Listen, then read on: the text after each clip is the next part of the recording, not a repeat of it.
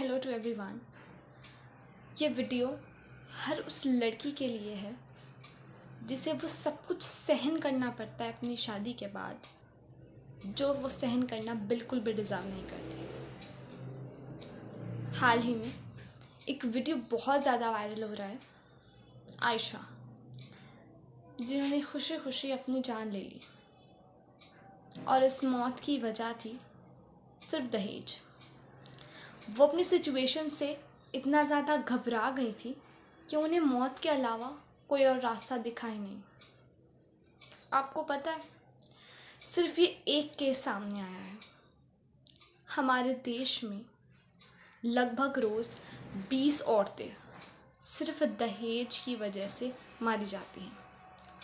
या तो उन्हें इतना इरिटेट कर दिया जाता है सिचुएशन से कि वो खुद ही सुसाइड कर लें, या फिर उनका मर्डर कर दिया जाता है। रोज़ 20 औरतें, इस हिसाब से पूरे साल में लगभग 7,000 औरतें, और वजह सिर्फ दहेज। बात यह है कि ये सब पता नहीं कब से चलता जा रहा है, ये ख़त्म कैसे होगा? जाहिर सी बात है, एक इंसान इसे ख़त्म नहीं कर सकता जब तक सब इसको ख़त्म करने के लिए आगे ना बढ़े। मैं एक एडवाइस देना चाहूँगी हर उस लड़की को जो मुझे देख रही है। अगर आप सिर्फ अपनी ज़िम्मेदारी लें, अपने आप को इतना स्ट्रॉन्ग करें कि सामने वाला आपको दबा ना सके, तो ये चीज़ें आपके साथ हो ही नहीं सकती। अगर आप अपने आप को खुद इतना फाइनेंशियली स्ट्रॉन्ग कर लें, तो सामने वाले की हिम्मत होगी कि वो आपको दबा ले।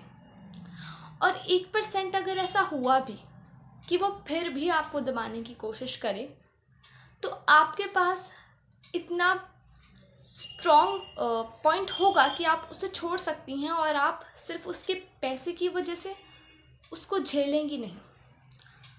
आप आराम से उसे छोड़ के अपनी नई ज़िंदगी आराम से शुरू कर सकेंगी। तो सबसे ज़्यादा इम्पॉर्टेंट है अपने आप को स्ट्रॉन्ग बनाना। और वो कैसे होगा? सबसे बड़ा सोर्स एजुकेशन है। अपने आप को एजुकेट कीजिए। ऐसा नहीं है कि सिर्फ एजुकेशन से ही हम फाइनेंशियली स्ट्रॉन्ग होंगे। अगर आपका इंटरेस्ट किसी और टैलेंट में है, चाहे वो एम्ब्रॉयडरी है, सीविंग है, स्टिचिंग है, कुछ भी, आप उसकी तरफ बढ़ें, उस फील्ड में कोशिश करें, मेहनत करें और अपने आप को फाइनेंशियली स्ट्रॉन्ग करें। क्योंकि अगर आप फाइनेंशियली स्ट्रॉन्ग होंगे, तभी आपकी फैमिली भी फाइनेंशियली स्ट्रॉन्ग होगी और आपको सामने वाला बिल्कुल भी नहीं दबा पाएगा। और सबसे इम्पॉर्टेंट बात, सोसाइटी की इन आंटीज़ और उनके ख़यालात से बचकर रहना बेटर है। क्योंकि उन्हें तो सबसे ज़्यादा जल्दी पड़ी रहती है शादियाँ कराने की। शादी तो आयशा की भी हो गई थी, पढ़ाई उनकी शायद पूरी हो या ना हो, जो भी हो, पर वो दहेज की वजह से परेशान थी, और एंड उनका क्या हुआ। तो अगर आप इन सोसाइटी की आंटीज़ के चक्कर में पढ़ेंगे, अपने ख़यालात को चेंज करेंगे, या फिर किसी के भी बर्डन में आके जल्दी शादी करेंगे जब तक आप अपने पैरों पे खड़े ना हो जाएं, तो तब तक मुझे लगता है हमारा एंड यही होता रहेगा जो आयशा के साथ हुआ। स्ट्रॉन्ग हमें बनना पड़ेगा, तभी हम खुद स्ट्रॉन्ग बन के अपने जुल्मों को रोक सकेंगे जो हमारे ऊपर होते चले आ रहे हैं। और एक और बात, सिर्फ लड़कियां ही नहीं, अगर हर एक लड़का ये अपना एम बना ले कि उसे खुद इतना फाइनेंशियली स्ट्रॉन्ग होना है कि उसे ससुराल वालों से मैं भीख ही कहूँगी, भीख मांगने की ज़रूरत ना पड़े, तो ये सब होएगा ही क्यों? अगर आप इतने फाइनेंशियली स्ट्रॉन्ग हो तो आपको दहेज मांगने की ज़रूरत नहीं पड़ेगी। और अगर आपकी फैमिली, आपका ख़ानदान आपको ज़बरदस्ती बोल रहा है कि दहेज लेना है, तो आपको स्ट्रॉन्गली खड़े होना होगा कि नहीं, मुझे नहीं चाहिए, मेरे पास इतना है। अभी भी ऐसे बहुत सारे लोग हैं जो एक कदम बढ़ा रहे हैं, वो दहेज नहीं लेते, पर अभी उनकी संख्या बहुत कम है, तो बढ़ जाएगी।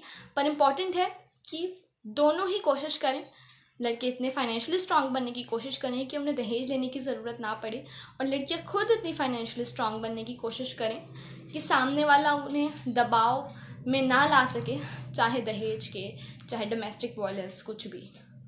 तो मैं यही कहना चाहूँगी, अपने आप को एजुकेट करो, फाइनेंशियली स्ट्रांग करो, और सबसे इम्पॉर्टेंट बात, इमोशनली स्ट्रांग होना भी सीखो।